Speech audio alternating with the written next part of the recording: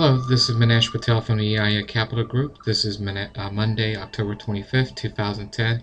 This is our weekly Ichimoku analysis for the global stock markets out there, where we're going to cover everything from the SP, the Dow, NASDAQ here in the US, to the Ftse DAX in Europe, to Sensex, Hong Kong, and the Shanghai in Asia. Okay, before we begin, just a normal disclaimer. All charts are in Thinkorswim, TradeStation, or freestockcharts.com. The music is guitar that you're hearing. Here are my contact details. You can follow us on Ichimoku Trading, or you could contact us at any other resources available on eiicapital.com. Okay, so let's begin. Let's go and look straight at the NASDAQ. Reason why is last couple of weeks we've been recommending going long on NASDAQ.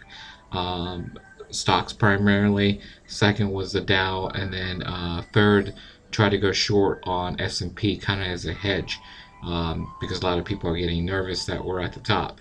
If you look at the weekly charts for the NASDAQ, you could see this week today we're already starting to make a move up. We're at an all-time high. We're sitting there peaking at a high here. We got a potential. We broke through that little shadow there, and we're now actually starting to go a little higher. Let me expand this so we could see further out. Okay, and if I shrink this down, looks like we're now starting to make a move to the next levels here, which are right here and right there.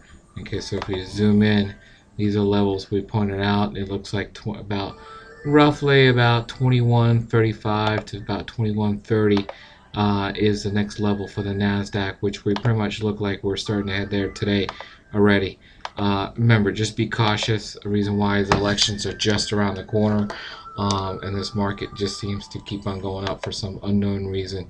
One word of caution here on the weekly time frame is that price is now far away from the Tenkan-sen, which is very, very cautious for us. Okay, if you look at the daily time frame for the NASDAQ, you could see that it's basically moving along bullish, in a bullish scenario, as a nice big trend that's going up very, very nicely. Has not even sat there and penetrated the Kijun-sen at all since its move up in September. Okay, if we shrink this down, you could kind of see the pattern here. It's kind of like an inverted head and shoulder, and then took off. Got very close to this resistance, not quite, but kind of did a little pullback and then took off and broke right through that guy. We did have one point where it kind of got pulled back to this resistance level again, which now turned into a support and then took off again. Today you could see that it's moving up a little nicely, where it's broken its minor resistance levels and still moving up.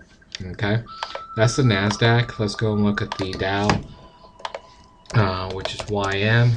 And if you look at the Dow, you could see that it hasn't broken its pivot high yet, unlike the NASDAQ.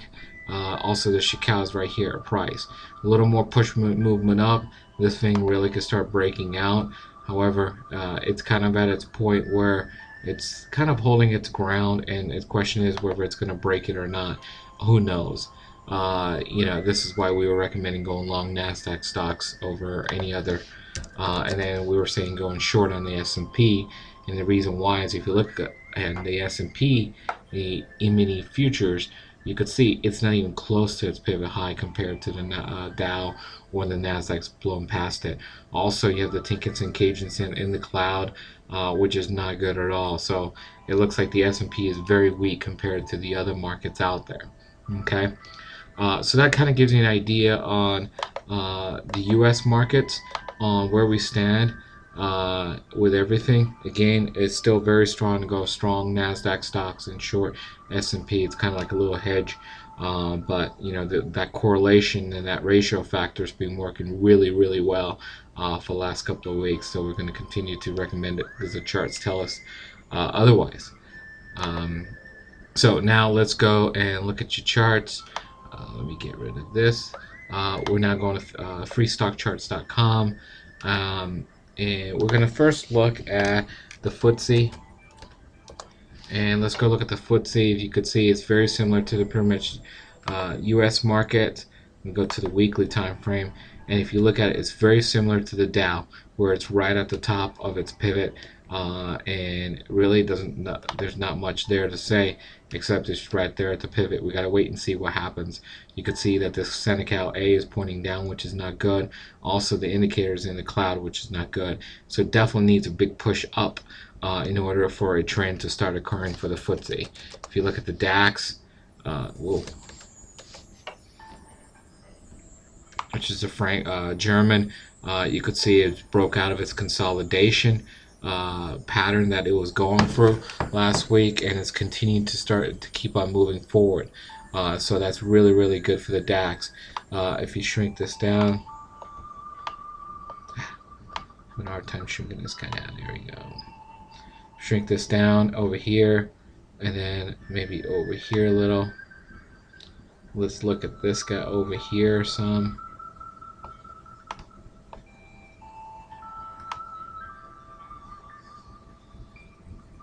Just shrinking this down, you could see a level that it's at right now this week. That's one level right there, and then the next level that definitely would be a major resistance would be here at right around 68.75. So we gotta wait and see what happens, but it seems like the DAX today got to a major level right now, which is at 66.23, which kind of stopped right at it. Okay, so that's the DAX. So now let's go to Asia. Let's go look at the Nikkei. Let's zoom in.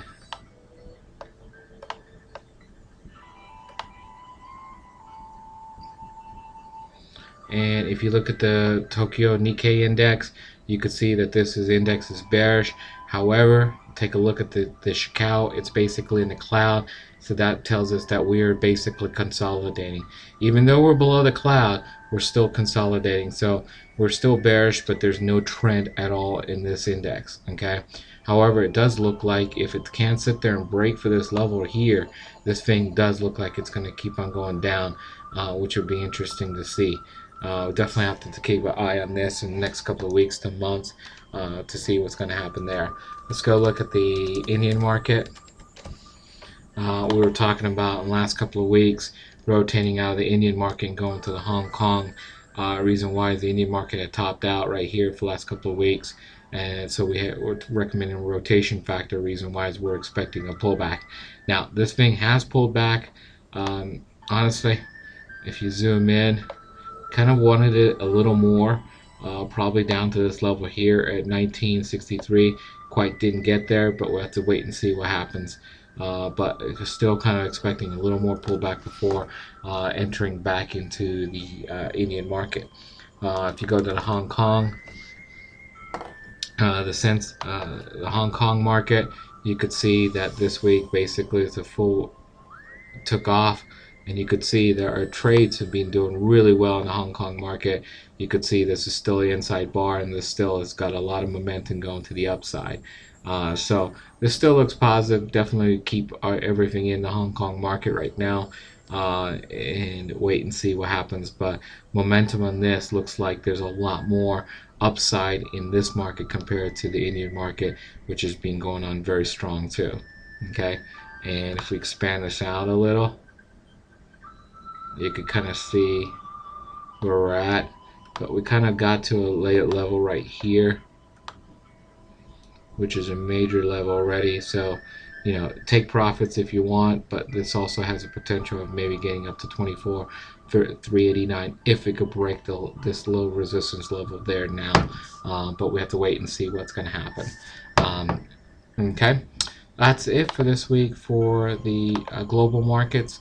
If you have any questions, please let us know for EII Capital, and you can follow us on Ichimoku Trading. Thank you.